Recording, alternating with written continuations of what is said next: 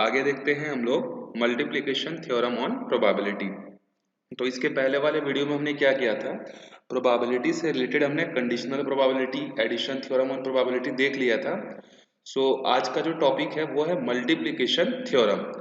देखो, जैसे हर थ्योरम की एक अपनी पहचान होती है कि एडिशन थ्योरम में और लिखा रहता है, उसके बाद जो है कंडीशनल प्रोबेबिलिटी में गिवन दैट लिखा रहता है। उसी तरीके से मल्टीप्लिकेशन थ्योरम क्या होता है, जब हमको दो इवेंट्स जो हो रही हैं दोनों की एक साथ अगर प्रोबेबिलिटी अगर हमको निकालनी है तब हम लोग वहां पर यूज करते हैं मल्टीप्लिकेशन थ्योरम। जैसे फॉर एग्जांपल, अगर हमारे पास 52 प्लेइंग कार्ड्स हैं, इसमें से हमने दो कार्ड जो है ड्रॉ किए। अब हम लोग ये जानना चाहते हैं कि कितना चांस है कि वो जो कार्ड जो निकल कर आएंगे वो किंग एंड क्वीन होंगे। यहाँ पर देखो दो दो इवेंट्स हमारे पास हो रहे, किंग भी और हमको पता करना है एंड क्वीन भी। तो यहाँ पर वर्ड आया एंड। तो एंड अगर कहीं पर लिखा हुआ आया किसी प्रोबेबिलिटी के क्वेश्चन में कि find the event of this and this, तो इसका मतलब समझ जाना है कि वो किसका क्वेश्चन है, मल्टीप्लिकेशन थ्योरम का जो है क्वेश्चन है। जब दो या दो से ज्यादा इवेंट अगर एक साथ हो रहे हो तो उस समय अगर हमको उनकी प्रोबेबिलिटीज अगर निकालनी है तो उस केस में हम लोग मल्टीप्लिकेशन थ्योरम यूज करेंगे। मल्टीप्लिकेशन थ्योरम मतलब एंड हो गया। तो जैसे अगर हमारे पास दो इवेंट हैं E एंड F, तो एंड का मतलब क्या होता है, intersection. Probability of E and F का फॉर्मूला होता है जो probability of E into probability of F upon में E। तो दोनों इवेंट में से पहले किसी एक इवेंट की प्रोबेबिलिटी को लिखोगे।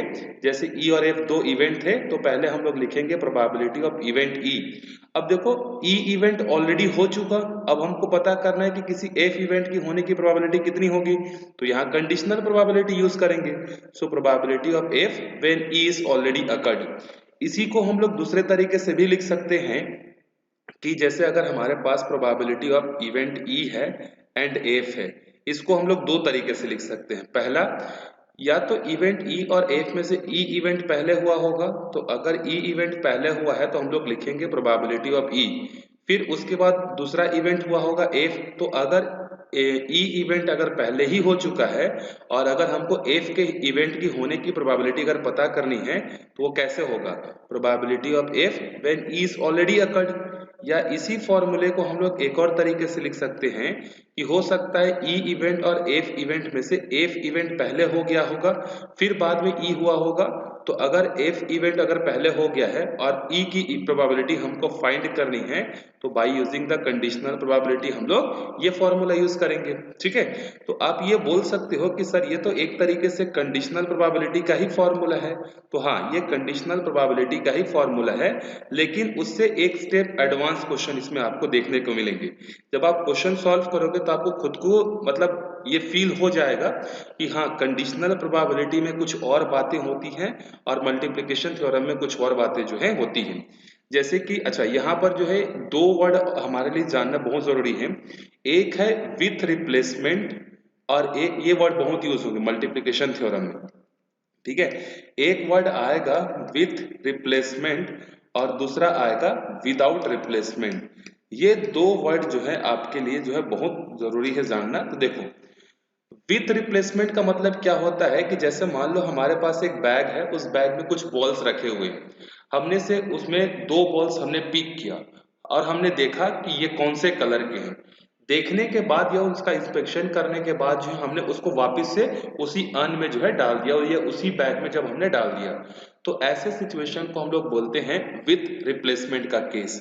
मतलब जो भी, जैसे हमारे पास 52 प्लेइंग कार्ड्स हैं, उसमें से एक कार्ड को हमने पिक किया, उस कार्ड को हमने देखा और वापस से कार्ड को हमने उसी में डाल दिया। मतलब पहले जितने कार्ड्स थे अभी भी उतने ही कार्ड हैं, इसको हम लोग बोलेंगे विथ रिप्लेसमेंट। ठीक है, विथ रिप्लेसमेंट मतलब इंस्पेक्शन करना और वापस से जहां पर था वो चीज वहीं पर रख देना। विदाउट रिप्लेसमेंट का मतलब क्या होता है कि जैसे मान लो एक बैग है, उस बैग में बहुत सारे बॉल्स हैं। ठीक है, उसमें से हमने एक बॉल को पिक किया और हमने चेक किया कि ये रेड कलर है या ब्लैक कलर है, वो क्वेश्चन में आपको गिवन रहेगा। उसको हमने इंस्पेक्ट किया, फिर उसको हमने उसी बैग में दोबारा से नहीं डाला, उसको हमने उस बैग से उस लॉट से अलग रख दिया। तो इस केस को हम लोग बोलते हैं विदाउट रिप्लेसमेंट का। जैसे कार्ड वाले एग्जांपल लेते हैं, मान लो हमारे पास 52 कार्ड्स थे, मैंने 2 कार्ड वहां से ड्रॉ किए, मैंने दोनों को देखा और वापस से उस पैक में नहीं डाला, मैंने उस 2 कार्ड्स को अलग रख दिया, तो ये क्या कहलाएगा? विदाउट रिप्लेसमेंट का केस जो है कहलाएगा। एक एग्जांपल देखते हैं, देखो एग्जांपल नंबर 8 क्या है? An urn contains 10 black 5 white ball. एक हमारे पास अर्न है जिसमें 10 ब्लैक बॉल्स हैं एंड 5 व्हाइट बॉल्स जो है रखे हुए हैं। Two balls are drawn from the urn, one after the other, without replacement। यहाँ पर थोड़ा सा ध्यान देना कि क्वेश्चन किसका है? विदाउट रिप्लेसमेंट का। ठीक है, तो हमारे पास पहले 10 बॉल्स थे, 5 व्हाइट बॉल्स थे, 2 बॉल्स को हमने पिक किया और विदाउट रिप्लेसमेंट। ठीक है, what is the probability that both drawn balls are black? तो हमको ये पता करना है कि जो दोनों बॉल्स जो आए होंगे वो दोनों के दोनों बॉल्स क्या होंगे? ब्लैक होंगे, ये हमको पता करना है। तो अगर आप 2 इवेंट डिस्क्राइब करना चाहते हो तो आप ये डिस्क्राइब कर सकते हो कि पहला इवेंट ई डिस्क्राइब कर दो, दूसरा इवेंट एफ डिस्क्राइब कर दो। ई इवेंट क्या होगा? First drawn ball is a black. Second event क्या है? Second drawn ball is also black. तो यहां पर आपने ई और एफ इवेंट डिस्क्राइब कर दिया। अब यहां पर आपको क्या निकालनी है? Probability of E intersection F, क्योंकि एंड है तो एंड मतलब दोनों हमको निकालने। E first is black and second is also black, तो ई इंटरसेक्शन एफ निकाल दी है। तो अभी हम लोग इसको, जो फॉर्मूला हमारे पास है, ये फॉर्मूला जो मैंने आपको बताया, इससे हम लोग सॉल्व नहीं करेंगे। इससे अगर सॉल्व करेंगे तो काफी ज्यादा कंफ्यूजन होगा और हर क्वेश्चन में मेरे लिए भी ये एक्सप्लेन करना पॉसिबल नहीं होगा कि ये कैसे हुआ, और आपके लिए भी समझना ये पॉसिबल नहीं होगा कि ये आया कैसे। सो उस कंफ्यूजन को ना करते हुए हम लोग यहाँ पर सिंपल सा कंसेप्ट यूज करेंगे प्रोबेबिलिटी का। प्रोबेबिलिटी का बेसिक फॉर्मूला क्या होता है? Favourable cases upon total number of cases. वही चीज हम लोग अभी यूज करेंगे। सो देखो, ये तो आप लिखोगे ई इवेंट एंड एफ इवेंट करके and probability of E intersection F लिखोगे ही। अब एक चीज देखो, हमारे पास जो टोटल बॉल्स हैं, टोटल बॉल्स कितने हो जाएंगे? 10 प्लस 5 हो जाएंगे 15। तो अगर 15 हमारे पास टोटल बॉल्स हैं, उसमें से अगर मैं एक बॉल अगर पिक करता हूं, तो कितना चांस है कि वो जो बॉल है वो ब्लैक होगा? तो आप बोलोगे कि sir favourable cases upon total cases. So total black ball हमारे पास कितने हैं? 10। अब तो ब्लैक अपॉन में टोटल केसेस। अब एक बॉल तो यहां से ड्रॉ हो चुका, ठीक है, अब विदाउट रिप्लेसमेंट का केस है। तो अगर एक बॉल ड्रॉ हो गया तो अब उस अर्न में कितने बॉल बचे? 15 में से एक कम कर दो, कितना बचा? 14 बचा। और एक ब्लैक बॉल निकालने की प्रोबेबिलिटी हमने ढूंढ ली है। तो अब ब्लैक बॉल्स भी कम हो गए होंगे, 9 हो गया होगा। तो अब यहां पर हमारे पास कितना आंसर आएगा? 9 अपॉन में 14। सो पहला के फर्स्ट बॉल का ब्लैक होने का चांस है 10 अपॉन में 15। उसके बाद ये विदाउट रिप्लेसमेंट का केस है तो एक एक बॉल्स कम हो जाएंगे, टोटल बॉल्स भी एक कम हो जाएगा और ब्लैक बॉल भी कम हो जाएगा। तो यहाँ पर कितना आ जाएगा? 19 अपॉन में 14 आ जाएगा। ठीक है, ये दोनों बॉल्स की प्रोबेबिलिटी है। अब इन दोनों को हमको मल्टीप्लाई करना है कि इन दोनों को हमको ऐड करना है। अगर आपको परमिटेशन एंड कॉम्बिनेशन का कंसेप्ट अगर क्लियर होगा, वहां पर प्रिंसिपल ऑफ काउंटिंग हमने पढ़ा था, तो अगर आपके पास प्रिंसिपल ऑफ काउंटिंग का कंसेप्ट क्लियर है तो आप समझ जाओगे कि इनको दोनों को हमको क्या करना पड़ेगा? मल्टीप्लाई करना पड़ेगा। एक तो हिंट ये है कि एंड लिखा हुआ है, तो एंड का मतलब प्रोबेबिलिटी में क्या होता है? मल्टीप्लाई होता है। और का मतलब प्लस होता है। और अगर इंटरसेक्शन और यूनियन की टर्म्स में बात करें तो एंड मतलब इंटरसेक्शन और मतलब यूनियन होता है। तो यहाँ पर आप तो एक वर्ड से समझ सकते हो, एंड आया है इसीलिए हम लोग दोनों को मल्टीप्लाई करेंगे। दूसरा तरीका क्या है इसको समझने का? दूसरा तरीका यह है कि प्रिंसिपल ऑफ काउंटिंग ये बोलता है कि अगर आपके पास एक से ज्यादा इवेंट्स हैं, दो या दो से ज्यादा इवेंट्स हैं, और अगर दोनों इवेंट्स डिपेंडेंट हैं, देन वी विल मल्टीप्लाई। देखो यहाँ पर अगर हम लोग एक ही बॉल पिक करते हैं तो हमारा टास्क कंप्लीट नहीं होगा। हमको यहाँ पर दोनों बॉल पिक करने तभी हमारा टास्क क्या होगा? कंप्लीट होगा। इसका मतलब फर्स्ट बॉल निकालना और सेकंड बॉल निकालना, ये दोनों कैसे हैं? एक दूसरे पर डिपेंडेंट हैं। तो डिपेंडेंट है तो हम लोग इसको मल्टीप्लाई करेंगे। ठीक है, फिर इसको अगर आप चाहो तो सॉल्व कर सकते हो। 5 2 जार 5 3 जार, कितना आएगा? 2 अपॉन में 3 इंटू 9 अपॉन में 14। 9 2 जार 18 और ये हो जाएगा 14 2 और कैंसिल करना चाहोगे तो 9 1 जा 21, सो 9 अपॉन में 21 जो है आएगा इसका आंसर। सो अभी हम लोग बहुत सारे क्वेश्चन जब सॉल्व करते जाएंगे तो आपको चीजें जो है समझ में आती जाएंगी, ठीक है। अच्छा 9 अपॉन में 21 को और भी सिंप्लीफाई कर सकते हो, 3 3 जा 7 3 जा, तो और सिंप्लीफाई करोगे तो 3 अपॉन में 7 आएगा, ठीक है। तो इस तरीके से हम लोग अभी क्वेश्चन सॉल्व करेंगे। जैसे एक और एग्जांपल देखते हैं, देखो 3 कार्ड्स आर ड्रॉन सक्सेसिवली, अच्छा एक मिनट, इसी क्वेश्चन को मैं आपको दूसरे तरीके से बताता हूं। जैसे कि मान लो इस क्वेश्चन में आपको ये वर्ड ना देता, ठीक है, one after other with replacement देता, अगर विदाउट के जगह विथ रिप्लेसमेंट देता तो क्वेश्चन में क्या चेंज होता। सो पहला बॉल निकालने के चांसेस कितना होता, 10 अपॉन में 15। अब हमने उसको देखा और वापस से डाल दिया, तो क्या ओरिजिनल कंडीशन में कोई चेंज होता अगर विथ रिप्लेसमेंट होता। पहले भी 10 ब्लैक बॉल थे, अभी भी 10 ब्लैक बॉल है, क्योंकि हमने उसको रिप्लेस कर दिया है। सो सेकेंड बॉल का ब्लैक होने का चांसेस कितना होगा, 10 अपॉन में 15। तो उस केस में ये हमारा आंसर होता। लेकिन अगर विदाउट है तो मतलब हमने बॉल को इंस्पेक्ट किया, उसको देखा और उसको दोबारा से उसमें नहीं डाला, इसीलिए ओरिजिनल बॉल्स में जो नंबर ऑफ बॉल्स वो कम हो गए, ठीक है। तो ये दोनों में डिफरेंस है। चलो कार्ड वाला क्वेश्चन देखते हैं क्या है हमारे पास। देखो क्वेश्चन है 3 cards are drawn successively without replacement. देखो यहां भी विदाउट रिप्लेसमेंट, मतलब 52 वेल सफल्ड कार्ड में से एक कार्ड आप निकालोगे, देखोगे, उसको अदर जगह रखोगे, उसी में वापस से मिक्स नहीं करना है। सो अदर प्लेस में हमने रख दिया। सेकेंड कार्ड हमने निकाला, उसको देखा, उसको अदर प्लेस में रख दिया। थर्ड कार्ड हमने निकाला, उसको देखा और अदर प्लेस में हमने रख दिया। सो यहां पर जो है विदाउट रिप्लेसमेंट का केस है। सो यहां पर पूछ रहा है what is the probability that first 2 cards are king, पहले 2 कार्ड क्या होने चाहिए, किंग, किंग और king, and third card drawn is an ace. देखो अगर आप बुक से करोगे तो बहुत लंबा चौड़ा होगा, सिंपल सा चीज है। देखो अगर आपको निकालनी है, आप एक इवेंट ई को डिस्क्राइब कर दो, first 2 drawn balls are king, ये आपका हो जाएगा इवेंट ई, और third card drawn is an ace, ये हो जाएगा आपका इवेंट एफ। आपको निकालनी है probability of E intersection F. तो देखो फर्स्ट बॉल का किंग होने के चांसेस कितने होंगे। सो हमारे फेवर में कितने किंग होंगे, प्रोबेबिलिटी का बेसिक फॉर्मूला 4 किंग होते हैं। तो अगर मैं फर्स्ट कार्ड ड्रॉ करता हूं तो उसके किंग होने के चांसेस कितने होंगे, 4 अपॉन में 52 होंगे। अब मैंने एक कार्ड ड्रॉ कर लिया, उसको साइड में पुट अप कर दिया, ठीक है।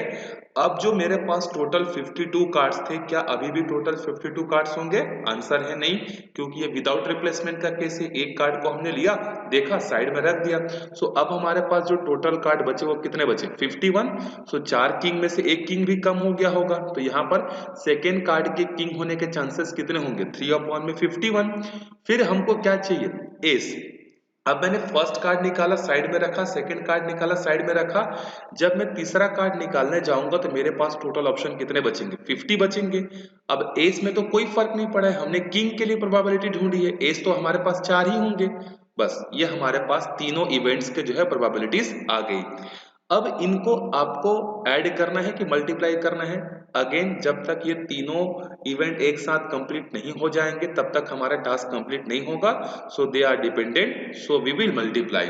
फिर इसके बाद मल्टीप्लाई करने के बाद आप इसको सॉल्व कर सकते हो। जैसे 4 1 जा 4 13 जा, उसके बाद 3 1 जा 17 3 जा, उसके बाद 4 1 जा और ये सॉरी 2 2 जा 4 25 2 जा। फिर हमारे पास कितना बचा, 2 अपॉन में 13 इंटू 17 इंटू 25। तो इसको सिंप्लीफाई करोगे तो आपके पास जितना आएगा, देखो 2 अपॉन में 5525 आएगा, ये हमारा आंसर होगा, ठीक है। अगर मान लो यही क्वेश्चन होता विथ रिप्लेसमेंट का, तो विथ रिप्लेसमेंट का होता तो फर्स्ट कार्ड का किंग होने का चांसेस कितना होता, 4 अपॉन में 52। अब रिप्लेसमेंट हुआ है, मतलब पहले भी 52 कार्ड्स थे, अभी भी 52 कार्ड्स हैं, तो यहाँ पर भी कितना आ जाएगा, 52। अब फिर रिप्लेस कर दिया हमने, अब यहाँ पर एस होने के चांसेस कितने, 4 अपॉन में 52, तब यहाँ पर होता। तो याद रखना जब विदाउट रिप्लेसमेंट होगा तो नीचे से कम होता है, लेकिन जब विथ रिप्लेसमेंट होता है तो डिनोमिनेटर में कोई भी चेंजेस जो है आपके पास नहीं होंगे। अभी हम लोग और भी बहुत सारे क्वेश्चन करेंगे जहां पर आपको समझ में आएगा कि हाँ ये क्या चल रहा है। अच्छा, इसके बाद एक और टॉपिक है, देखो हमारे पास एक्सरसाइज के क्वेश्चन को सॉल्व करने से पहले इंडिपेंडेंट इवेंट्स क्या होते हैं। इंडिपेंडेंट इवेंट्स, देखो आपको अगर ध्यान नाम से ही समझ में आ रहा है कि इंडिपेंडेंट इवेंट मतलब ऐसे इवेंट्स, जैसे मान लो दो या तीन इवेंट्स है, मान लो दो इवेंट है हमारे पास ए और बी, हम लोग ए इवेंट और बी इवेंट को इंडिपेंडेंट इवेंट कब बोलेंगे, जब इवेंट ए के होने की प्रोबेबिलिटी इवेंट बी की होने की प्रोबेबिलिटी को इफेक्ट ना कर रहा हो। मतलब ना तो ए की प्रोबेबिलिटी बी को इफेक्ट करे, ना बी की प्रोबेबिलिटी ए को इफेक्ट करे। तो अगर ऐसे दो इवेंट्स है जो एक दूसरे को इफेक्ट नहीं कर रहे हैं तो हम लोग उसको क्या बोलेंगे, इंडिपेंडेंट इवेंट। जैसे मान लो मैं आपको एक बोलता हूं, एक इवेंट में आपको बोलता हूं कि टॉसिंग अ कॉइन, मैंने एक बार कॉइन को टॉस किया और एक बार मैंने डाई को रोल किया, तो क्या कॉइन के टॉस होने से डाइस के प्रोबेबिलिटी पर कोई इफेक्ट होगा? आंसर है नहीं होगा। अगर मैं डाइस को पहले रोल करता हूं बाद में कॉइन को टॉस करता हूं तो क्या डाइस के कारण कॉइन पर कोई इफेक्ट आएगा? आंसर है नहीं आएगा। इसका मतलब ये दोनों इवेंट्स क्या कहलाएंगे, इंडिपेंडेंट इवेंट जो है कहलाएंगे। ठीक है, सो इंडिपेंडेंट इवेंट क्या होता है, आपके पास जो भी इवेंट्स हैं उन इवेंट्स का किसी दूसरे इवेंट्स की प्रोबेबिलिटी पर इफेक्ट जो है नहीं होना चाहिए, then we can say the events are independent event. ये तो हमने अभी समझा इसका मीनिंग क्या होता है, लेकिन हम लोग इसको मैथमेटिकली एक्सप्रेस कैसे करेंगे, कि मैथमेटिकली हम लोग शो कैसे करेंगे। अब आप कॉपी चेक करने वाले के पास जाकर ये तो नहीं बोलोगे कि सर मैं कॉइन को टॉस किया डाइस को रोल किया, दोनों का कोई इंटर रिलेशन है ही नहीं, तो that's why they are independent. So हमको मैथमेटिकली इनको प्रूफ करना पड़ता है कि ये जो इवेंट्स हमारे पास हैं वो इंडिपेंडेंट हैं, तो उसका प्रूफ क्या है। सो देखो इंडिपेंडेंट इवेंट्स अगर आपको चेक करनी है तो हमारे पास एक फॉर्मूला होता है। मान लो हमारे पास दो इवेंट हैं ए और बी, मेरे को ये प्रूफ करना है कि ये जो इवेंट है ये दोनों इंडिपेंडेंट है। So what I have to do, मैं निकालूंगा probability of A intersection B, और अगर probability of A intersection B probability of A और प्रोबेबिलिटी ऑफ बी के बराबर हो जाती है तो मैं बोलूंगा कि yes given events are independent. ठीक है, तो यहां पर हम लोग निकालेंगे इंटरसेक्शन ए और बी का, और इसकी जो प्रोबेबिलिटी आएगी वही प्रोबेबिलिटी किसकी होनी चाहिए, probability of A into probability of B. अगर ये चीज आप दिखा देते हो इसका मतलब क्या है कि हाँ इवेंट्स इंडिपेंडेंट हैं। ये तो रही दो इवेंट की बात। अगर मान लो तीन इवेंट हैं ए बी सी और हमको प्रूफ करना है तो हमें क्या करेंगे, again probability of A intersection B intersection C should be equals to probability of A into probability of B into probability of C. तो अगर तीन से ज्यादा इवेंट है तो ये होगा, और अगर दोनों साइड इक्वल नहीं आते हैं मतलब probability of A intersection B intersection C is not equals to this, then we will say the events are dependent. ठीक है, तो आपको चेक करके बताने बोलेगा, तो आप इस तरीके से चेक जो है कर सकते हो। जैसे एक क्वेश्चन देखते हैं, example 10, a die is thrown, एक डाई को हमने थ्रो किया उसके बाद उसने एक इवेंट डिस्क्राइब किया है। अच्छा, एक डाई को अगर हम लोग थ्रो करेंगे सो सैंपल स्पेस क्या होगा, सैंपल स्पेस आपको पता होगा, अगर एक डाई को थ्रो कर रहे हैं सो सैंपल स्पेस विल बी 1 2 3 4 5 और 6, इसमें से कोई भी एक हो सकता है। अब उसने एक इवेंट आपको डिस्क्राइब करके दिया है कि लेट से E is the event, the number appearing is a multiple of 3, मतलब आप ई में ऐसे आउटकम्स को लिखोगे जो 3 के मल्टीपल्स हैं, तो 3 आएगा और 6 आएगा। उसके बाद उसने सेकेंड इवेंट डिस्क्राइब किया, event F, the number appearing is an even number, तो एफ जो इवेंट है उसमें आप ऐसे आउटकम्स को लिखोगे जो सिर्फ इवन नंबर होंगे। So what is the even number, which is divisible by 2, so 2 4 and 6 ये आ गए। अब हमको चेक करना है कि whether the events E and B are independent or not. So मैंने अभी आपको बताया अगर ये दोनों इवेंट इंडिपेंडेंट होंगे तो इनके इंटरसेक्शन की प्रोबेबिलिटी और इनकी इंडिविजुअल की प्रोबेबिलिटी का प्रोडक्ट अगर इक्वल होता है तो। सो लेट्स से चेक करते हैं। सो अगर मैं इन दोनों में इंटरसेक्शन ढूंढता हूं ई और एफ में, सो मेरे को सिर्फ एक ही आउटकम दिख रहा है 6 जो कि दोनों में कॉमन है।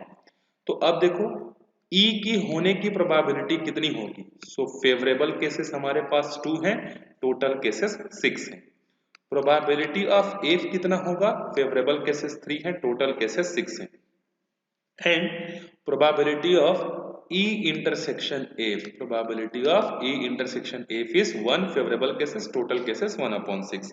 So मैं यहाँ पर रखता हूँ 1/6, probability of A is 2/6 into probability of F is 3/6. तो 3 2s are 6 कैंसिल हो गया, इधर भी आ गया 1/6, यहाँ भी आ गया 1/6. सो ये दोनों इवेंट्स क्या है, दोनों साइड इक्वल आ गया, मतलब इवेंट्स आर इंडिपेंडेंट. सो इस तरीके से आपको इवेंट्स की इंडिपेंडेंसी जो है आपको चेक करनी है. चलो अब कुछ मल्टीप्लिकेशन थ्योरम के बेसिस पर और भी क्वेश्चंस जो है हम लोग सॉल्व करते हैं, जो कि एक्सरसाइज में हमको गिवन है.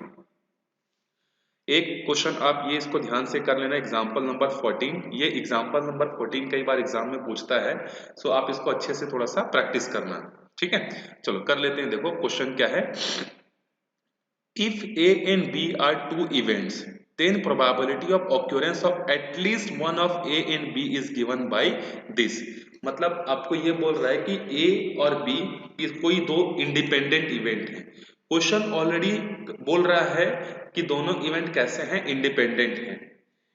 Then the probability of occurrence of at least one of A and B is given by. तो दोनों इवेंट्स में से किसी एक इवेंट्स की, या तो A या तो B, इसकी होने की जो प्रोबेबिलिटी है उसको हम लोग 1 minus probability of A days into probability of B days हम लोग कर सकते हैं. सो देखो क्वेश्चन में दिया है कि probability of at least one of A and B, या तो A होना चाहिए या तो B होना चाहिए. मतलब कहने का ये है probability of A union B, दोनों में से कोई एक होना चाहिए. सो अब एडिशन थ्योरम यूज करके मैं इसको ऐसे लिख सकता हूँ क्या, देखो probability of A plus probability of B minus probability of A intersection B. उसके बाद एक स्टेप आगे चलते हैं और क्वेश्चन में बोला है कि द इवेंट्स आर इंडिपेंडेंट. तो अगर इवेंट्स इंडिपेंडेंट है तो probability of A intersection B के जगह में क्या लिख सकता हूँ, प्रोबेबिलिटी ऑफ A और प्रोबेबिलिटी ऑफ B लिख सकता हूँ मैं. ठीक है, फिर इन दोनों से मैं कॉमन लेता हूँ प्रोबेबिलिटी ऑफ B. तो अगर मैं प्रोबेबिलिटी ऑफ B यहां से कॉमन लेता हूं तो यहां मेरे पास क्या बचेगा, 1 माइनस प्रोबेबिलिटी ऑफ A. फिर इसके बाद एक एग्ज्यूम हम लोग पढ़े थे कि किसी इवेंट की होने की प्रोबेबिलिटी प्लस इवेंट की ना होने की प्रोबेबिलिटी का सम 1 होता है. सो अगर मैं यहां से P ऑफ A को यहां भेज दूं तो मेरे को यहां क्या मिलेगा, P of not A. So ये जो ब्रैकेट में हमारे पास बचा इसको हमने रिप्लेस कर दिया नॉट से, यहाँ पर इसको उसने डेज से रिप्लेस किया हुआ है. ठीक है, चलो उसके बाद देखो यहां पर ये चीज हमारे पास आ गई. अब ये जो प्रोबेबिलिटी ऑफ A है, अगेन इसको मैं अगर अब इसको इधर भेज देता हूं तो प्रोबेबिलिटी ऑफ A को मैं क्या लिख सकता हूं, 1 माइनस नॉट A. अब देखो यहां से फिर मैं दोनों से, यहां से देखो फर्स्ट वाले से और यहां से P या डेज कॉमन लूंगा तो मेरे पास अंदर में क्या बचेगा, यहाँ पे बचेगा 1 माइनस PB बचेगा. सो 1 माइनस PB मतलब अगेन क्या, नॉट ऑफ प्रोबेबिलिटी B. तो इससे हमारा क्वेश्चन प्रूफ हो जाएगा. आई होप आपको ये क्वेश्चन जो है समझ में आ गया होगा. इसी तरीके का एक क्वेश्चन अभी हमको एक्सरसाइज में भी देखने को मिलेगा. सो वापिस से हमको क्या पता करना था कि A या B दोनों में से कोई एक तो होना चाहिए. सो probability of A union B ये हमको निकालना था. सो हमने पहले इसमें लगाया एडिशन थ्योरम का formula. So probability of A plus probability of B minus probability of A intersection B. Now according to question कि दोनों इवेंट कैसे हैं, both events are independent. So we can write as probability of A into probability of B. फिर हमने क्या किया, देखो यहाँ पर प्रोबेबिलिटी ऑफ A, यहाँ से हमने प्रोबेबिलिटी ऑफ B कॉमन लिया तो अंदर में क्या बचा, 1 minus probability of A. So ये जो 1 माइनस प्रोबेबिलिटी ऑफ A है that can be written as, यहाँ पर आएगा प्रोबेबिलिटी ऑफ B और इसको क्या लिख सकते हैं, प्रोबेबिलिटी ऑफ नॉट A. अब ये जो प्रोबेबिलिटी ऑफ A है, अगर इसको मैं नॉट के टर्म्स में लिखना चाहूँ तो कैसे लिख सकता हूँ, प्रोबेबिलिटी ऑफ नॉट A लिख सकता हूँ. फिर इन दोनों में से मैं क्या करूंगा, probability of not A common लूंगा, अंदर में क्या बचेगा, 1 minus probability of B that can be written as probability of not B. So ये हो जाएगा हमारा प्रूफ. ठीक है, चलते हैं हम लोग फर्स्ट क्वेश्चन की तरफ. देखो एक्सरसाइज का क्वेश्चन है हमारे पास. If probability of A is this, probability of B is this, find the probability of A intersection B if the events are independent. Now question is saying that you have to take the both events are independent. So अभी हमने पढ़ा कि अगर दो event independent हैं, So probability of A intersection B should be equals to probability of A into probability of B. So A की probability है 3/5, B की probability है 1/5. So intersection की probability कितनी होगी? 3/25. So this is our answer. Now moving to question number second. Question number second is saying that two cards are drawn at random. देखो दो cards हमने ड्रॉ किया रेंडमली एंड विदाउट रिप्लेसमेंट। देखो question पे बस अगर मल्टीप्लिकेशन थ्योरम आपको अच्छे से समझना है विदाउट एनी कंफ्यूजन तो आपको क्वेश्चन के वर्ड्स को पकड़ना पड़ेगा कि कहां पर विद रिप्लेसमेंट वर्ड यूज हुआ है, कहां पर विदाउट रिप्लेसमेंट यूज हुआ है। और मैं आपको ये सजेस्ट करूंगा कि जो मेथड मैं आपको बता रहा हूं आप उसको फॉलो करना, फॉर्मूले से अगर जाओगे तो there are so many confusions. ठीक है, तो two cards are drawn at random without replacement. Without replacement मतलब रिप्लेस नहीं किया गया। From a pack of 52 playing cards find the probability that both cards are black. ये तो अभी हमने सॉल्व किया, सेम टू सेम क्वेश्चन है। सो देखो अच्छा यहां पर बोला है कि बोथ कार्ड्स आर ब्लैक, और जो हमारे पास जो क्वेश्चन था एग्जांपल का उसमें क्या था हमारे पास, अगर सेम क्वेश्चन होगा so we can skip that.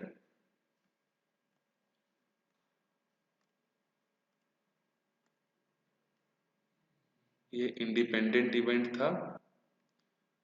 अच्छा ये था टू कार्ड्स आर किंग, ये क्वेश्चन था। ठीक, ये सेपरेट क्वेश्चन है तो हम लोग इसको सॉल्व करते हैं। देखो टोटल कार्ड्स हमारे पास कितने हैं, आंसर है टोटल कार्ड्स है हमारे पास 52। तो टोटल कार्ड्स हमारे पास 52 हैं। अब देखो मान लो मैं एक कार्ड अगर उसमें से पिक करता हूं सो कितना चांस है कि वो कार्ड एक ब्लैक होगा। तो देखो ब्लैक मतलब इसमें दो सूट्स आ जाएंगे, स्पेड भी आएगा और क्लब भी आएगा, तो ये दोनों चीजें इसमें इंक्लूड होंगी ना। सो अगर मैं एक कार्ड अगर पिक करता हूं तो उसके ब्लैक होने के चांसेस कितने होंगे? टोटल हमारे पास ब्लैक कार्ड कितने होंगे? 26/52 होंगे। अब ये जो क्वेश्चन है ये क्वेश्चन किसका है? Without replacement. एक कार्ड हमने निकाल लिया, देख लिया, साइड में रख दिया, तो अब हमारे पास जो टोटल कार्ड बचेंगे वो कितने बचेंगे? आंसर है 51 बचेंगे। तो ब्लैक कार्ड भी एक कम हो जाएगा। तो सेकेंड कार्ड के ब्लैक होने के चांसेस कितने होंगे? 25/51 होंगे। दोनों इवेंट्स एक दूसरे पर क्या है? डिपेंडेंट है। सो वी विल मल्टीप्लाई 26 1 जा 26 2 जा, सो 25/102। ये हमारा क्या होगा? आंसर होगा। ठीक है, चलो अब चलते हैं क्वेश्चन नंबर 3 पे।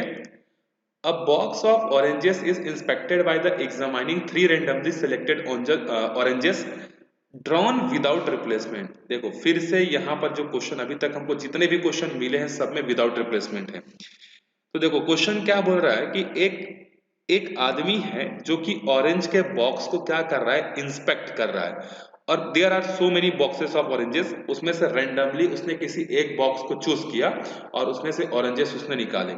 उसको कितने ऑरेंजेस चेक करने हैं? ही और C should be have to check only 3 orange. तो 3 ऑरेंज उसको चेक करने हैं। If all the 3 oranges are good, अगर उसने रैंडमली कोई भी लॉट में से एक बॉक्स उठाया, उस बॉक्स में से उसने रैंडमली कोई 3 ऑरेंज उठाया, और अगर वो तीनों ऑरेंज अगर अच्छे निकलते हैं, the box is approved for sale. तो वो जो बॉक्स है उसको अप्रूव कर दिया जाएगा कि हाँ अब ये सेल होने के लिए जा सकता है। अगर तीनों में से कोई भी एक ऑरेंज अगर खराब निकल गया तो उस बॉक्स को सेल के लिए नहीं भेजा जाएगा, इट विल बी रिजेक्टेड।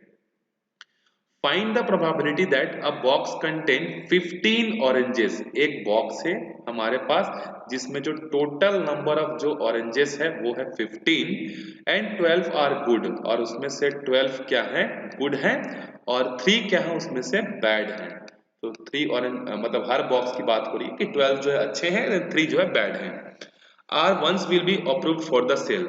सो कितना चांस है कि जो बॉक्स जो है जो इंस्पेक्टर जो है या जो इंस्पेक्ट करने वाला जो पर्सन है वो चेक कर रहा है, कितना चांस है कि वो बॉक्स को सेल करने के लिए अप्रूव कर देगा। मतलब वो इनडायरेक्टली आपसे पूछ रहा है कि अगर हमारे पास एक बॉक्स है जिसमें 15 ऑरेंज हैं, जिसमें से 12 अच्छे हैं और 3 खराब हैं, 3 ऑरेंजेस हमने निकालनी है, तो कितना चांस है कि वो तीनों गुड होंगे। सिंपल सा मतलब ये है, बस आपको क्वेश्चन को लंबा चौड़ा अप्रूव इंस्पेक्टर ये दुनिया भर का लिखा हुआ है, सिर्फ आपको ये बताना है कि out of 15 total oranges 3 oranges को पिक किए तो कितना चांस है कि वो तीनों अच्छे निकलेंगे। ठीक है। सो अब एक चीज देखो, अगर मैं यहाँ पर पहला ऑरेंज अगर पिक करता हूँ तो उसके गुड होने के चांसेस कितने हैं? तो हमारे फेवरेबल केसेस कितने हैं? 12 और टोटल केसेस कितने हैं? 15। अब मैंने एक ऑरेंज निकाला, उसको साइड में रख दिया।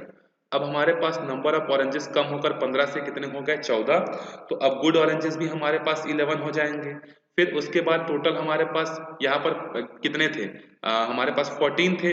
अब फिर उसमें से हम लोग क्या करेंगे, एक ऑरेंज और निकाल के साइड में रख दिए, तो अब कितने बचे? 13 बचे। तो अब गुड कितने होंगे? 10 होंगे। तो जब आप 12 अपॉन में 15, 11 अपॉन में 14, 10 अपॉन में 13 को सॉल्व करोगे तो आपके पास आंसर आ जाएगा। अगर यही क्वेश्चन विथ रिप्लेसमेंट का होता तो पहले ऑरेंज के गुड होने के चांसेस 12 अपॉन में 15 होता, सेकेंड का भी 12 अपॉन 15 होता एंड थर्ड का भी 12 अपॉन 15 होता। अगर इसी क्वेश्चन में मान लो उसको ट्विस्ट करना होता, विथ रिप्लेसमेंट होता और उसने बोला कि पहले 2 गुड होने चाहिए, तीसरा बैड होना चाहिए। तीसरा बैड होने के चांसेस कितने होते? 3 अपॉन में 15 ना।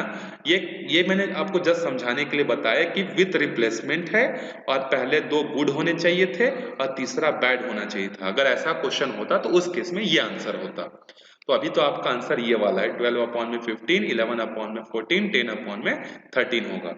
सो क्वेश्चन के वर्ड्स को समझना कि वो आपसे क्या पूछ रहा है, ठीक है। उसके बाद देखो क्वेश्चन नंबर 4 जो है, क्वेश्चन नंबर 4 को देखते हैं हम लोग। हमारे पास 4 क्या है? A fair coin and unbiased dice are tossed. देखो प्रोबेबिलिटी में जनरली क्या, हमेशा हम लोग जब भी कॉइन की बात होती है, जब भी डाइस की बात होती है, हम लोग हमेशा डाइस को और कॉइन को फेयर समझते हैं, ठीक है। ऐसा नहीं कि वो बायस्ड होगा। बायस्ड मतलब जिसको, जैसे एक कॉइन है जिसमें दोनों साइड हेड और हेड है या दोनों साइड टेल और टेल है, तो उसको हम लोग एक फेयर कॉइन नहीं बोलेंगे, उसको हम लोग बोलेंगे बायस्ड कॉइन बोलेंगे। क्यों बायस्ड बोलेंगे? क्योंकि जब भी आप कॉइन को टॉस करोगे आपको हमेशा क्या मिलेगा? हेड ही मिलेगा, अगर दोनों साइड हेड है तो। और अगर दोनों साइड टेल है तो हमेशा आपको टेल ही मिलेगा। सो वो एक फेयर कॉइन नहीं है। तो फेयर कॉइन का मतलब क्या होता है कि जिसमें आने के चांसेस सारे आउटकम्स के बराबर होते हैं।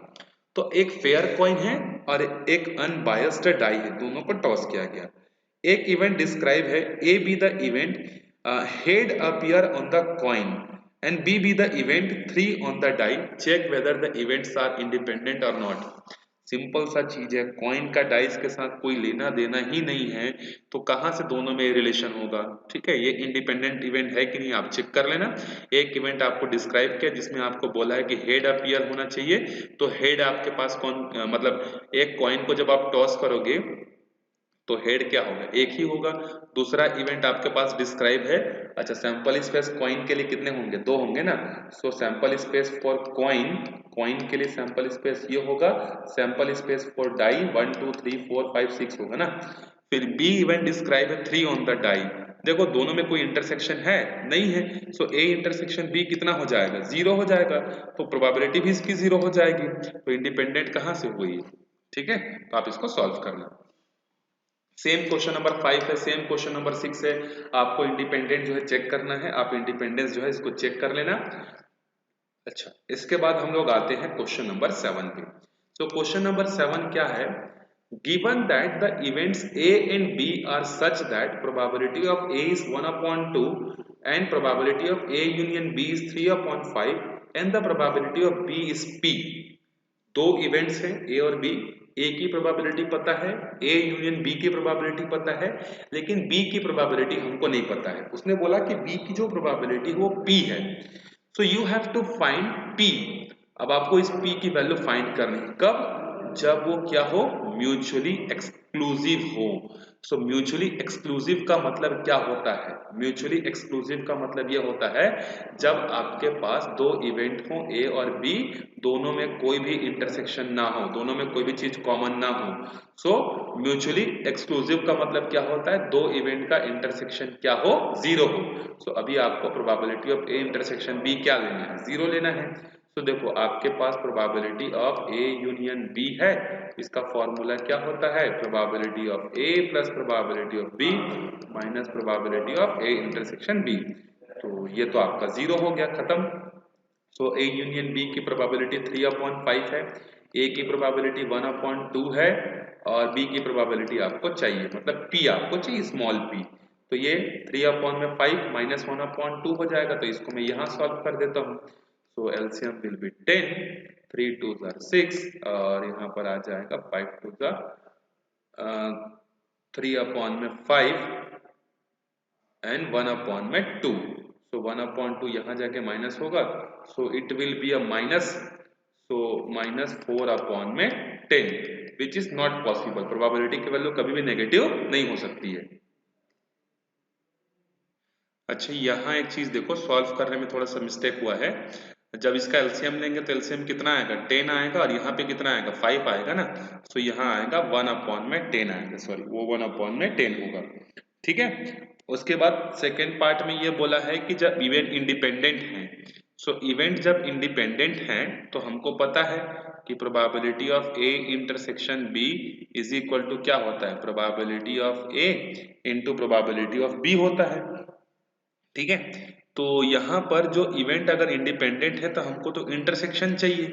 तो यहाँ पर हमारे पास जो इंटरसेक्शन वाली वैल्यू है, इंटरसेक्शन मतलब probability of A intersection B, ये तो हमको पता ही नहीं है। सो एक काम करते हैं हम लोग, पहले इंटरसेक्शन निकालते हैं। ठीक है। सो इंटरसेक्शन कैसे निकलेगा, by using the addition theorem. So probability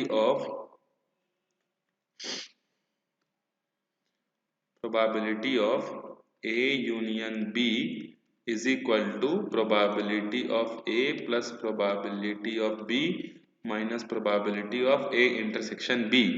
तो probability of A union B जो है, तो A यूनियन B की प्रोबेबिलिटी हमारे पास है 3/5, प्रोबेबिलिटी ऑफ A है हमारे पास में 2, और अगर ये हमारे पास सेकेंड केस अगर इंडिपेंडेंट है तो प्रोबेबिलिटी ऑफ B को मान लेते हैं P, और इंटरसेक्शन को मान लेते हैं probability of A intersection B मान लेते हैं। ठीक है। तो फिर यहाँ से हमारे पास क्या आ जाएगा, देखो ये 3 है, 3/5 minus 1/2 is equal to probability P minus probability of A intersection B। तो जब इसको हम लोग सॉल्व करेंगे तो यहाँ कितना आएगा हमारे पास 1/10, और P minus probability of A intersection B जो है हमारे पास जो है आ जाएगा। ये रिलेशन हमारे पास आएगा। ठीक है। अब एक काम करते हैं हम लोग यहाँ पर कि P माइनस एक्स तो हमारे पास ये आ गया। क्वेश्चन में ये बोला हुआ है कि अगर इंडिपेंडेंट हैं तो probability of A intersection B should be equals to probability of A into probability of B होगा। सो प्रोबेबिलिटी ऑफ A हमारे पास है 1/2, प्रोबेबिलिटी ऑफ B है हमारे पास P। सो यहाँ पर P/2 आएगा हमारे पास। ठीक है। P/2 is equal to A intersection B। तो मैं क्या करता हूँ, इस इक्वेशन को और इस इक्वेशन को सॉल्व करता हूँ। तो यहाँ 1/10 आएगा, यहाँ P आएगा, फिर जब मैं P को यहाँ रखूंगा A इंटरसेक्शन B की जगह यहाँ P-2 रखूंगा, तो यहाँ पर कितना आएगा 1/10 और यहाँ बचेगा 2। तो यहाँ से P की वैल्यू कितनी आ जाएगी, 1/5 जो है आएगी। ठीक है। सो सेकेंड क्वेश्चन का आंसर हमारे पास ये है। चलो इसके बाद आगे चलते हैं, देखो अगले क्वेश्चन पे, और भी हमारे पास क्वेश्चन है। अब देखो ये क्वेश्चन आप आगे के खुद सॉल्व कर सकते हो कि इवेंट इंडिपेंडेंट है, नॉट इंडिपेंडेंट है। क्वेश्चन नंबर 8 आपको दिया हुआ है, A intersection B, A union B, conditional probability, ये सारे के सारे आपको दिए हैं। अच्छा, यहाँ पर एक चीज देखो, find the probability of not A and not B. तो आप पहले क्या करना, probability of A intersection B निकालना, फिर आप क्या करोगे, नॉट ए नॉट बी निकालने के लिए आप इसको 1 से माइनस कर देना, आपका आंसर आ जाएगा। अगेन क्वेश्चन नंबर 10 में आपको चेक करना है कि इवेंट इंडिपेंडेंट है कि नॉट इंडिपेंडेंट है। इसके बाद क्वेश्चन नंबर 11 देखो, गिवन क्वेश्चन नंबर 11 भी इजी है, आप इसको चाहो तो सॉल्व कर सकते हो। देखो given that two events A and B such that probability of A probability of B are find the A in B, मतलब A इंटरसेक्शन B निकालनी है। सो अगर इंडिपेंडेंट इवेंट है तो आप दोनों को मल्टीप्लाई करोगे तो आपका आंसर ऐसे ही निकल जाएगा। फिर सेकेंड पार्ट में बोल रहा है कि ए बट नॉट बी, तो मैंने आपको इसका फॉर्मूला बताया था, याद करो कि अगर कोई इवेंट है ए जो कि होना चाहिए बट बी जो है नहीं होना चाहिए, इसका फॉर्मूला क्या था, probability of A minus probability of A intersection B. A और बी यूनियन निकालनी है, नाइदर ए नॉर बी, तो पहले ए यूनियन बी निकालना, फिर 1 से उसको माइनस कर देना। ठीक है, चलो ये क्वेश्चन आप खुद से सॉल्व करना। अब आगे देखते हैं हम लोग क्वेश्चन नंबर 12 को। क्वेश्चन नंबर 12 क्या है, अ डाइस इज टॉस्ड थ्राइस, एक डाइस को हमने क्या किया, 3 बार जो है थ्राइस टॉस्ड किया। ठीक, find the probability of getting an odd number at least 1, तो आपको ये बताना है कि कितना चांस है कि उसमें कम से कम एक बार जो है क्या आना चाहिए, ऑड नंबर जो है आना चाहिए। ठीक है, सो देखो एक बार अगर ऑड नंबर अगर हमको चाहिए तो इसको हम लोग कैसे सॉल्व करेंगे। अब एटलीस्ट का मतलब क्या होता है, कम से कम एक तो आना चाहिए, एक से ज्यादा कितना भी हो चलेगा। तो देखो एक्सियोमेटिक अप्रोच में हमने पढ़ा था कि किसी इवेंट्स में जितने भी सैंपल स्पेस है, सारे इवेंट्स सैंपल स्पेस के जितने भी आउटकम्स हैं, सारे आउटकम्स की आने की जो प्रोबेबिलिटी होती है उनका जो समेशन होता है वो 1 होता है। इसका मतलब प्रोबेबिलिटी एक बार भी ऑड ना आए, प्रोबेबिलिटी एक बार ऑड आए, प्रोबेबिलिटी 2 बार ऑड आए, प्रोबेबिलिटी 3 बार ऑड आए, इन सब का जो समेशन है, इसमें 3 बार किया है ना, सो यहाँ पर बहुत सारे ऐसे हो सकते हैं 4 बार ऑड नंबर, मतलब मैक्सिमम तो 3 ही बार होंगे ना ऑड नंबर तीनों डाइस में, या तो हो सकता है कि तीनों डाइस में इवन नंबर आए, या हो सकता है एक ऑड और बाकी 2 इवन आए, हो सकता है 2 ऑड और 1 इवन आए, हो सकता है तीनों में ऑड आए, इन सब का समेशन कितना होगा, 1 होगा। क्वेश्चन हमसे मांग रहा है कि कम से कम एक तो होना चाहिए, एक से ज्यादा होगा तो चलेगा, मतलब वो आपको बोल रहा है कि आप probability of 1 odd plus probability of 2 odd plus probability of 3 odd निकाल के बताओ। तो इतना सारा चीज निकालने के बजाय क्या मैं इसी को ऐसा भी तो लिख सकता हूं, probability of 1 odd plus probability of 2 odd plus probability of 3 odd is equal to 1 minus probability of 0 odd, मतलब एक बार भी ऑड ना आए, इसकी प्रोबेबिलिटी मैं निकाल सकता हूं। तो ये कैसे निकलेगा देखो, सो 1 माइनस, ये तीनों में क्या होना चाहिए, ऑड नहीं आना चाहिए, तो पहले में ऑड ना आए उसके चांसेस कितने हैं 1/2, दूसरे में ऑड ना आए उसके चांसेस कितने हैं 1/2, तीसरे में ऑड ना आए इसके चांसेस कितने हैं 1/2, क्योंकि डाइस के केस में 3 इवन होते हैं 3 ऑड होते हैं, तो एक बार भी इवन ना आए उसके चांसेस कितने होंगे। ठीक है, मतलब एक बार भी देखो 3 इवन होते हैं और 3 ऑड होते हैं, तो देखो इवन आने के चांसेस कितने होंगे 3/6 मतलब 1/2, ऑड नंबर के आने के चांसेस कितने होंगे 3/6 मतलब 1/2, तो तीनों बार ना आए ये हम लोग निकाल लेते हैं, यहां से इतना बड़ा सॉल्व करने से अच्छा ये है, सो ये हो जाएगा 1 माइनस 1/8, दैट मीन्स 7/8, ये हमारा आंसर है। चलो आई होप आपको ये क्वेश्चन समझ में आ गया होगा कि इस तरीके से मैंने सॉल्व किया है। अब देखो यहाँ पर क्वेश्चन नंबर 13 क्या है, क्वेश्चन नंबर 13 हमसे बोल रहा है कि 2 balls are drawn at random with replacement. अभी तक का ये पहला क्वेश्चन है जहां पर हमको विथ रिप्लेसमेंट का क्वेश्चन मिला, नहीं तो अभी तक हमको क्या क्वेश्चन मिल रहे थे, विदाउट रिप्लेसमेंट, विदाउट रिप्लेसमेंट। सो हम लोग इसको सॉल्व करते हैं 13 को। सो देखो 2 balls are drawn at random with replacement, replace किया गया है from a box containing 10 black and 8 red ball, find the probability that both are red. तो हमारे पास टोटल कितने हो गए, टोटल हो गए 18, ये हमारे पास टोटल नंबर ऑफ बॉल्स हो गए। ठीक है, टोटल नंबर ऑफ बॉल्स कितने हो गए, हमारे पास 18 हो गए। नाउ अगर मैं एक रेड बॉल अगर पिक करना चाहता हूं, एक बॉल अगर मैं निकालना चाहता हूं सॉरी, तो उसके कितने चांसेस हैं कि वो जो है एक रेड होगा, तो आंसर है यहाँ पर जो है 8/18। अब देखो एक बॉल हमने निकाला उसको वापस से रख दिया, ठीक है, हमने उसमें चेंजेस नहीं किए, तो एक बार निकाला हमने और वापस से रख दिया, तो टोटल नंबर ऑफ बॉल्स पहले जितने थे अभी भी उतने ही होंगे, तो रेड बॉल भी ऑब्वियस उतनी होंगी। सो सेकंड बार अगर मैं एक बॉल पिक करता हूं तो उसके रेड होने के चांसेस कितने होंगे 8/8। तो यहाँ पर रिप्लेसमेंट का केस है, इसीलिए टोटल नंबर जो है यहाँ भी 18 यहाँ भी 18। अगर यहीं पर ये बोलता विदाउट रिप्लेसमेंट, तो विदाउट रिप्लेसमेंट में क्या हो जाता है 8/18 तो आता, लेकिन रिप्लेस नहीं किया जाता, तो फिर यहाँ 7 आता और यहाँ 17 आता। ठीक है, डिफरेंस समझ में आया अब मतलब रिप्लेसमेंट और विदाउट रिप्लेसमेंट में। ठीक, देखो सेकंड क्वेश्चन में बोला कि first ball is a black, तो ब्लैक होने के चांसेस कितने होंगे? 10/18 होंगे। एक बॉल निकाला, हमने देखा, फिर रख दिया, तो टोटल केसेस अभी भी उतने ही हैं, 18 के 18 ही बॉल हैं हमारे पास। और सेकंड जो है रेड होना चाहिए, तो रेड होने के चांसेस कितने होंगे? 8/18, दोनों को मल्टीप्लाई कर दो। One of them is black and other is red, दोनों में से कोई एक क्या होना चाहिए? ब्लैक होना चाहिए और अदर इज रेड। तो अब ये कैसे हो सकता है? देखो, तो हो सकता है कि पहला ब्लैक आएगा, one of them is a black and other is red. पहला तो ब्लैक होना चाहिए और दूसरा क्या होना चाहिए? रेड होना चाहिए। सो मतलब ये बोल रहा है, एक मिनट, अब one of them is black, दोनों में से एक तो ब्लैक होना ही चाहिए, एंड अदर इज रेड। अब कैसे होगा? देखो, one of them is a black and red, तो हो सकता है कि पहला वाला जो है क्या होगा? ब्लैक होगा और दूसरा वाला रेड होगा। ऐसा हो सकता है कि पहला ब्लैक दूसरा रेड, या तो ये हो सकता है कि पहला रेड और दूसरा ब्लैक, ये हो सकता है। सो यहां पर देखो, ये दोनों इवेंट एक दूसरे से इंडिपेंडेंट हैं। ब्लैक एंड रेड हो सकता है और रेड एंड ब्लैक हो सकता है। सो ब्लैक के आने के चांसेस कितने होंगे? ब्लैक हमारे पास कितने हैं? 10 है, अपॉन में 18। रेड आने के चांसेस 8/18, ये एक हो सकता है, या मतलब और मतलब यहाँ पर क्या करोगे? प्लस, तो ये हो जाएगा 8/18 और इंटू क्या हो जाएगा? 10/18। जब आप इसको सॉल्व करोगे आपके पास आंसर जो है आ जाएगा। ठीक है, तो पहला ब्लैक दूसरा रेड ये हो सकता है, और ये सेकंड केस ये भी हो सकता है कि फर्स्ट वाला रेड होगा, सेकंड वाला ब्लैक होगा, ये हो सकता है। दोनों के बीच में और आए, इसीलिए हमने प्लस कर दिया। अब देखो क्वेश्चन नंबर 14। ठीक है, क्वेश्चन नंबर 14 क्या बोल रहा है? Probability of solving a specific problem independently by A and B are 1/2 and 1/3।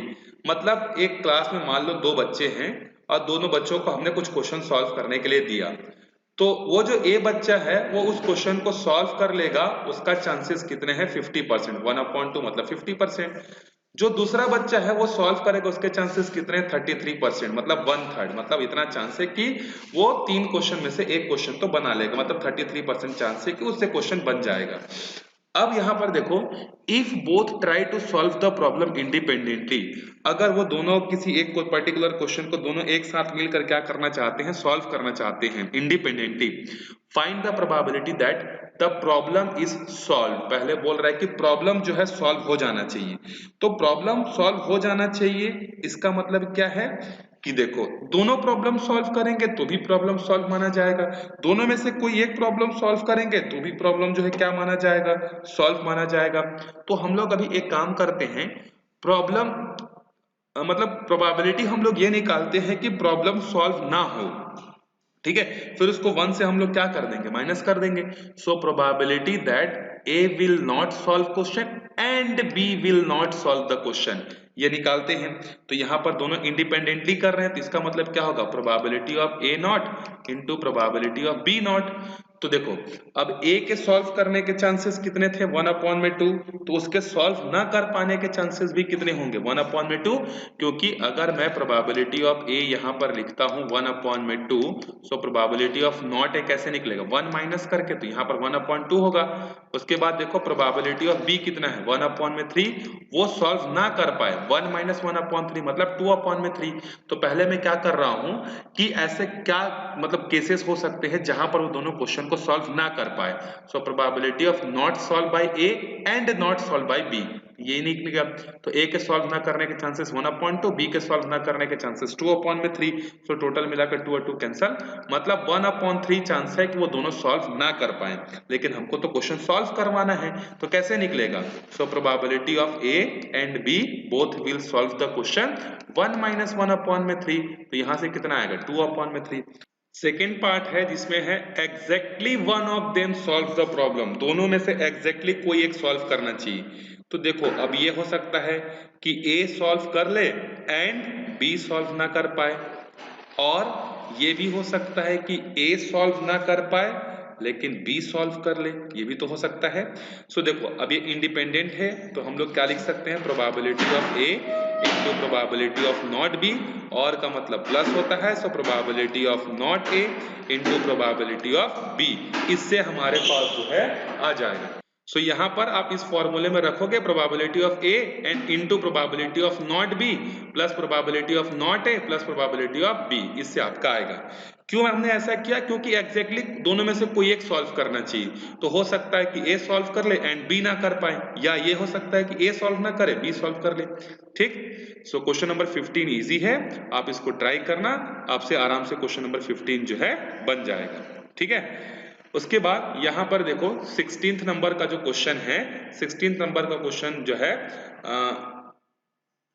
in a hostel 60% of student reads Hindi newspaper, 40% read English newspaper, 20% read both।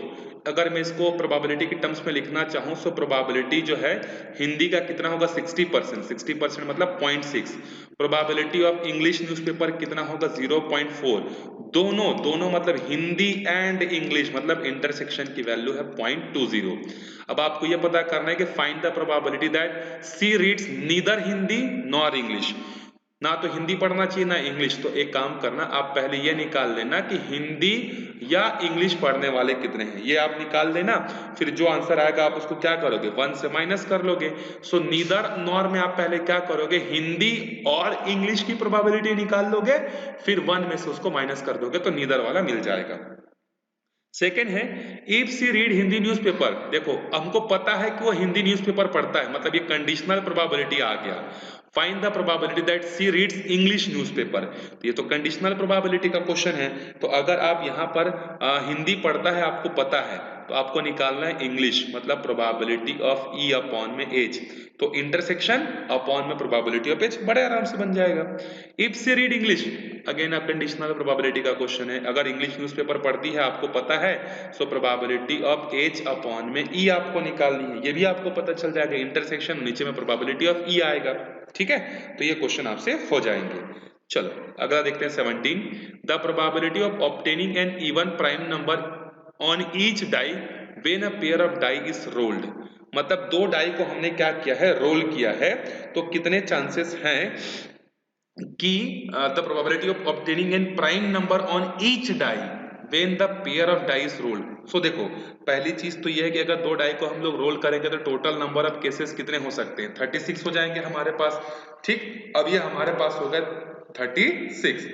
उसके बाद देखो prime number, so prime number क्या है कि probability of obtaining an even prime number, कितने होते हैं भाई इवन प्राइम नंबर, एक ही तो होता है ना, दो। टू ही एक ऐसा नंबर जो इवन भी होता है प्राइम नंबर भी होता है। ठीक है, सो ऐसे कौन सा पेयर हो सकता है, 2,2 का एक ही पेयर हो सकता है जो कि इवन भी होगा प्राइम भी होगा। 3,3 तो प्राइम तो होगा लेकिन इवन नहीं होगा, 4,4 भी नहीं होगा। सो 1/36 मतलब डी वाला ऑप्शन करेक्ट है आपका। ठीक है, चलो उसके बाद देखो two events A and B will be independent, अरे दो इवेंट इंडिपेंडेंट कब होंगे, जब आपके पास क्या होगा, अच्छा ये देखो अभी जो हमने ऊपर सॉल्व किया था, ठीक है, अभी जो हमने ऊपर सॉल्व किया था कुछ उसी तरीके का सिचुएशन है कि दो इवेंट इंडिपेंडेंट होंगे अगर म्यूचुअली एक्सक्लूसिव हैं, नहीं म्यूचुअली एक्सक्लूसिव तो इंटरसेक्शन 0 हो जाएगा। Probability of A is equal to probability of B, ये नहीं होगा, probability of A plus probability B, ये नहीं होगा, तो इसका मतलब है बी वाला ऑप्शन आपका क्या होगा, राइट होगा। ठीक है, बी वाला ऑप्शन आपका करेक्ट होगा। सो इस वीडियो में हम लोग यहीं तक देखते हैं, अगले वीडियो में हम लोग स्टार्ट करेंगे बायस थ्योरम के बारे में क्वेश्चन। तो मिलते हैं अगले वीडियो में, तब तक अच्छे से प्रैक्टिस करते रहो, बाय बाय।